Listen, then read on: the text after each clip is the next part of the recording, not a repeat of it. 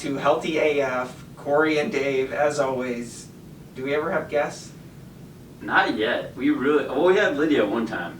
Yeah, but I don't think it got posted. Oh, okay. Because of COVID. That's fair. Sorry, Lydia. We really should think about maybe bringing on some guests, because I'm sure people are getting tired of hearing us jibber jabber the whole time. Oh, you're right. We're the best, Dave. You're right. Come on, you gotta be confident. Right? Yeah, that's fair. Okay. All right. Time of this recording is 2 days after the election. Everything's up in the air. Oh my gosh, folks. Up is down, down is up. It's turbulent times, and if I can tell you one thing from many of my clients that I've been working with this week, people are stressing out on both sides. Doesn't matter who you voted for. People are extremely anxious. Yep. So we got to talk about stress. I think that's really important. Let's talk about stress, baby. Oh no. Let's talk about you and me. Okay, all right. You see what I did with that? I see what you did with that. Okay. That was clever, Cory. You should stick to training. All right, here we go. But in any case, I think something that's really important to consider is recovery doesn't just mean physical recovery. Like, we should try to aim to work out hard enough that we should recover physically. But we also have to take in mental recovery, and what are we doing to allow ourselves to decompress. And I don't just mean numbing out, binge watching the Great British Baking Show on Netflix, although that is a great show to watch. But I mean actually doing some mindfulness, practicing gratitude, stuff like that can help you really de-stress from what is happening. Yeah. I actually always watched MasterChef. Oh, see, I'm more MasterChef Junior with the kids. Oh, see, that is kind of fun actually. I do like Gordon Ramsay. What's the British one? A Great British Baking Show? You've never seen it? See, British TV. Oh my gosh, it's wholesome. That's what I think of when I think of British. That's why you watch it. They're so nice to each other. Paul Hollywood. All right. Any case, enough about our baking show obsessions.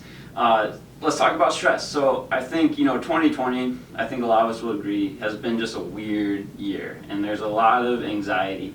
Not just with the election, but with a lot of things going on. And so one of the biggest stressors in our lives is when we feel that we're out of control, right? So as humans, we like to be in control of things. And so I think a great way to practice de-stressing is thinking of ways that you can take back control. So in other words, write down 5 things in your life that you actually feel like you have some control over. And that, for me, I think off the top of my head, just some things I have is, my training schedule. Actually, now that I think about it, not quite so much. But my attitude, how I approach things. What is the attitude that I bring when I go somewhere? Something else I can control is even just my eating schedule. All right, what am I eating? What kind of food am I choosing to put into my body? Along with that, hydration. How am I drinking my water? Am I controlling that well? Those are just 3 things off the top of my head that I can think of that are within, I guess for lack of a better term, my circle of influence that I can control. And so by focusing on what I can control, and not necessarily ignoring, but trying not to focus on what I can't control, it can help bring me more into the present, help make me more mindful of my surroundings, and ultimately just help me feel less stressed about what's going on in my life. Yeah, and we know the research, right? We know that stress, uncontrolled, is a silent killer. But for whatever reason, we just kind of keep ignoring it. Have you realized this? We're like, oh yeah, I shouldn't be stressed, but then we let stress run rampant, and it has serious ramifications within our body. In your opinion, why do you think that we can't really wrap our head around it? Is it because you can't see it, and you just don't connect the dots tangibly, or what? I think part of it is you can't see it. It's not as tangible as weight on the bar or weight on the scale. So I think that's part of the problem we have with wrapping our minds around it. I think another thing, and this is something I've picked up recently in my own practice for myself, is just the idea that we tend to try to numb out what is causing the stress and not actually sit and deal with it. So that brings me to the next thing you can do is maybe sit down, give yourself 15 minutes, have a journal in front of you, and write down maybe what is that stressor in your life, what are the emotions you're feeling from that stressor, good or bad, and just sit with those emotions and just let yourself kind of face those emotions a little bit and work through them and pay attention to what's going on inside your body as you think about each of those emotions. And then when you're doing that, what else is helpful for you? Are you writing things down, or? Yeah, for me, I'll write things down. I'll make notes of like, hey, what am I experiencing in my body? What am I feeling? What are my thoughts about these emotions? And how can I, work through them rather than get rid of them? So like you're really, without being cliche, like you're trying to be present. Exactly. And like develop this consciousness, which we talk about in training too. We're almost trying to shift the mindset of people. Like, yeah, there's times where you turn your brain off and you just crush weight or you work really hard, but you also have to have this really solid balance of like cueing in, listening to your body, understanding what you should be feeling and sensing. Definitely. So I guess one of the things I'm always trying to help people understand is that exercise in and of itself is a form of stress. Yes. Now, that's not necessarily a bad thing, Yeah. but when you have all these other layers of unmanaged stress, and then you think, well, I'm going to go to the gym to relieve stress, you may not realize that you're kind of just adding to something that's uncontrolled and maybe to some degree not helpful, right? Mm-hmm. Like, it's super important to be able to manage your levels of stress so that you can create the right stress in the gym and not have it have negative ramifications that result in things like injury or overuse or overtraining. Yeah, and I think that's a good point, and that's not to say don't exercise, but again, it all comes back to how are you managing your stress outside of the gym. And I think we talked about this another way is physical activity. Like, just go for a walk and maybe even not have your headphones in and just try to listen to what is going on around you. No, And that's tough for those of us who our brains are running all the time. Exactly. So again, like, we're trying to think of ways, how can we not force our brains to stop running, but how can we let ourselves kind of just let our brains run past us? I think I learned this from Headspace, really good meditation app. But think of your thoughts as cars on the highway. You don't chase after those cars, you just let them pass you by. Right. And so when you go out for a walk, think about your thoughts as cars on the highway just passing by, and just let, I guess, the world around you come to you in a weird, roundabout, hippie way. Okay, now another way that we were talking about managing stress, you and I were going back and forth a little bit, kind of on the circle of influence.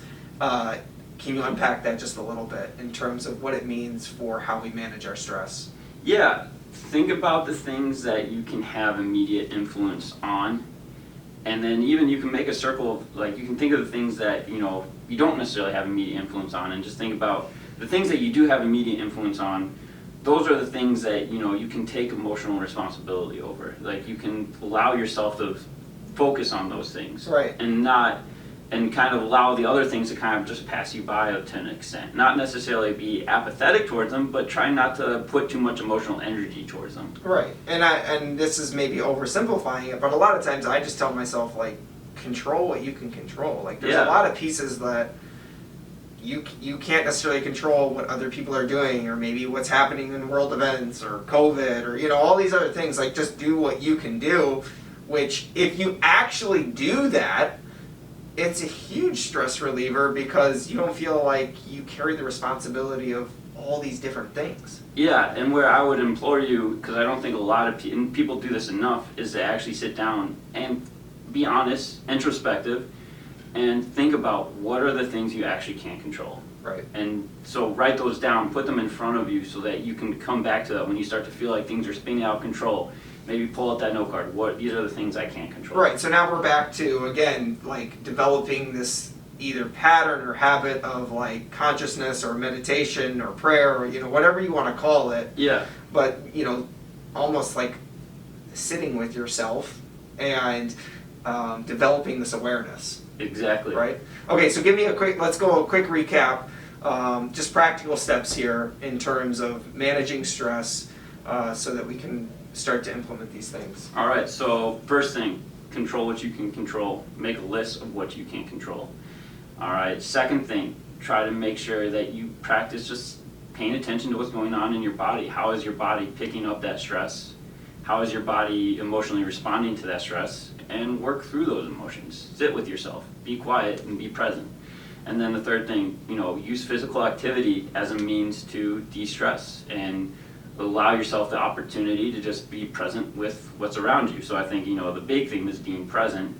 And then one quick thing I want to share real fast that my wife shared with me as far as just in the middle of the day, because sometimes it's tough to do these things, so slowing yourself down. It's called Take 5. It takes like 30 seconds, and we'll do this right now. You're going to take your hand, you're going to open it wide. All right, you're going to take your index finger. You're going to find the middle of your hand. I'll do this even so for those of you watching the camera, you can see it. All right, what you're going to do is you're going to slide up your thumb and you're going to breathe in. You're going to slide down your thumb and breathe out. And you're going to do that for every digit of your finger. So we'll go ahead and start. So slide up. Now go up your index finger. Now up your middle finger. Ring finger, pinky.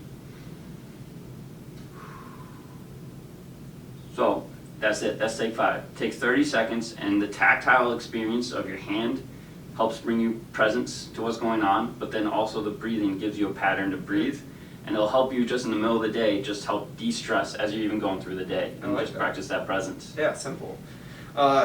Huge stuff here, guys. Again, I know, I really think it's important that we grasp the effect that mismanaged stress has on our training and health outcomes. And the better we can get it, because stress is inevitable, right? We know that, and again, it's not necessarily a bad thing.